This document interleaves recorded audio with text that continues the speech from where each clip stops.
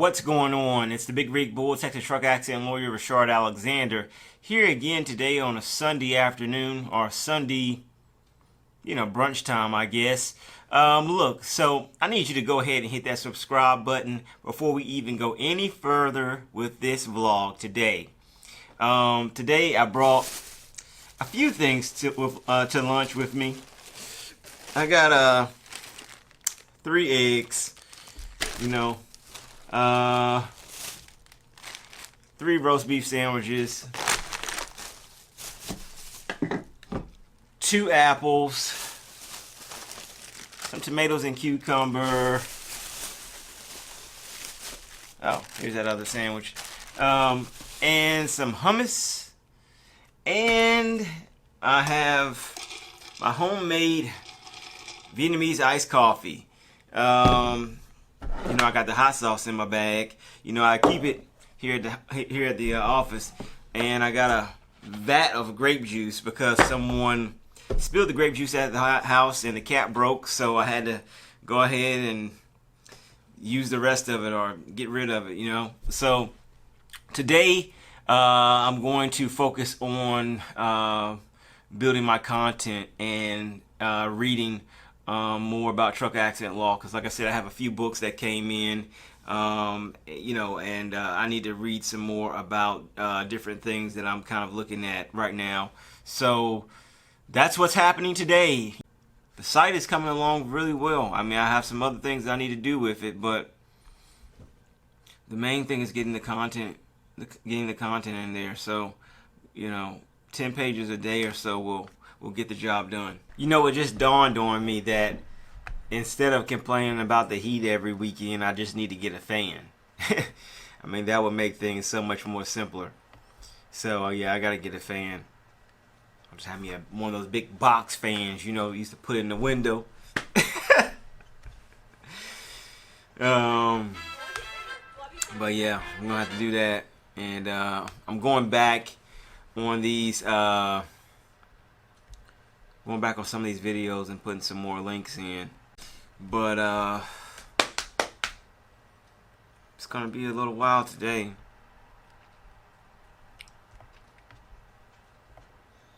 You ever just want to take a day off?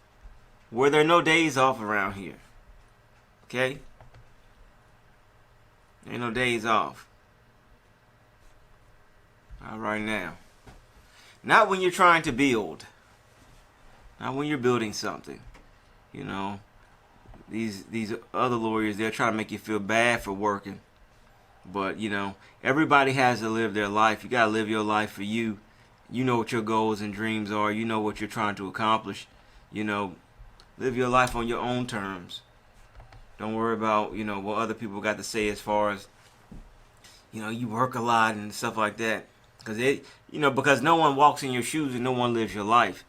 That's why I try not to worry about what other people are doing. I try not to be in other people's business, anything like that. I just do my own thing, because you don't have time, you know what I mean? Like, I'm always surprised how people have so much time to critique the world, like, I got so many things I'm trying to fix and do and accomplish my own self. I rarely have time to even, and do the things that I enjoy, let alone look at other people and knock them down. But, it is what it is. I don't know what y'all want to hear about on, what do you want to talk about on that little board session today? I thought about discussing the history of truck accident litigation in America. Seemed like an interesting topic. I don't know if I have time today, though. Never would have thought I could do a vlog every single day. But it's happening, Captain.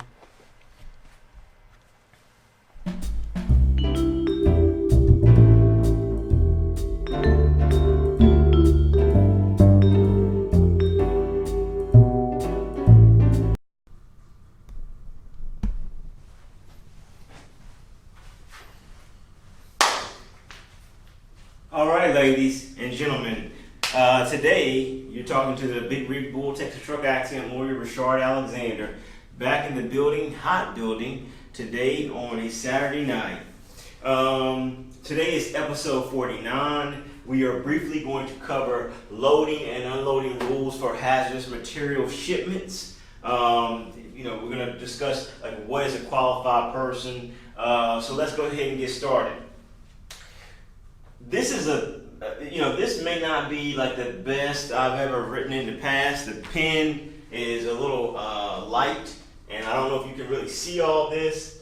So bear with me as we get started on this. First of all, what you need to know is that a qualified person under these rules is someone who is aware of the nature of hazardous materials, someone who's been instructed in emergency procedures, and someone who's been basically authorized and is capable of moving the cargo tank or the actual commercial motor vehicle.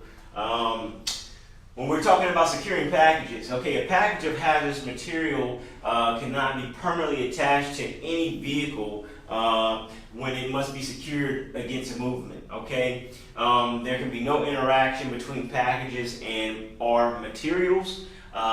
They have to minimize the likelihood of damage of those materials, and it has to be loaded in accordance with the orientation arrow markings, if there are any, on the package or the materials. When I say orientation markings, this is common sense. I'm sure you know what I mean. If you have some arrows on the side of a box that say this side up, the material, whatever it is, it has to actually face the way that it has been stored in that package. Obviously, this is common sense. There is no smoking around hazardous materials or packages that contain hazardous materials. Class 1 explosives, Class 3 flammable liquids, Class 5 oxidizers, or Division 2.1 flammable gas materials. Why is there no smoking around these, ladies and gentlemen? Let's think. If we put a flame around an explosive, what is the likelihood that something tragic is going to happen? Very high. So there's no smoking around hazardous materials or hazmat trucks or anything containing a hazardous material. When you're dealing with the loading and unloading of hazardous material shipments, the handbrake is supposed to be set during the loading and unloading of hazardous materials. This makes sense. We don't want a truck or something to roll away. It's just common sense at this point. When you're dealing with the tools that help you unload hazardous material shipments, the tools must be used with caution. You don't want to use a tool in a way that it would damage the packages or materials, especially if it was a Class 1 explosive. So, that's, like I said, this is common sense stuff, but, I had to make a vlog today, so, and I had to talk about hazardous materials because I said I would, so this is what we're discussing. As far as attending vehicles, so there are attendance requirements for unloading and loading hazardous materials.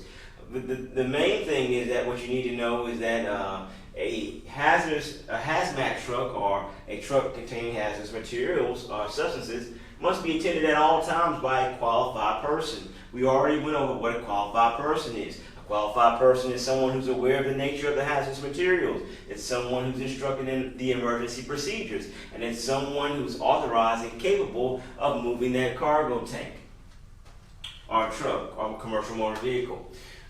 They must attend at all times, and they are responsible for loading the cargo and attending the cargo.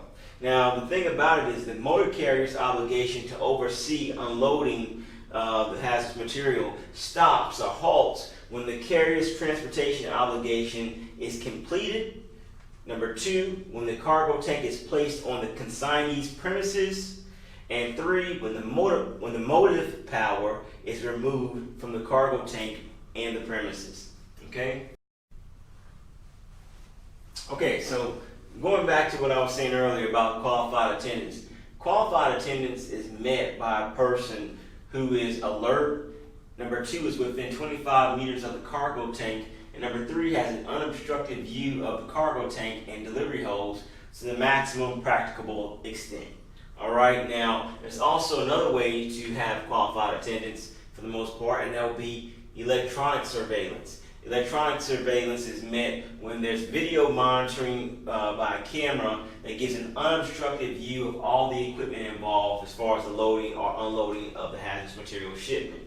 The surveillance system is equal to one human observer. The shutoff valves are operable from a remote control location. Upon loss of the electronic surveillance, the operations will immediately cease. Containment area is capable of holding contents of as many cargo tanks that might be loaded at one time. The qualified person must conduct a visual inspection of the cargo tank after unloading and prior to departure. Now, the other one is if there are hoses involved. Now, the main thing that you need to know about the hoses is that the hoses need to be checked every 60 minutes, and they need to be capable of cutting off on either side, receiving or giving, within 1 second of an incident occurring, and it needs to be without human interaction. So it has to be able just to kind of automatically shut off. That wraps up today's vlog for vlog 49 for loading and unloading rules for hazardous material shipments. This is the Big Rig Bull, Texas truck accident lawyer Reshard Alexander, signing out and hoping you have a blessed day. I will see you again tomorrow like I always do, right about this time.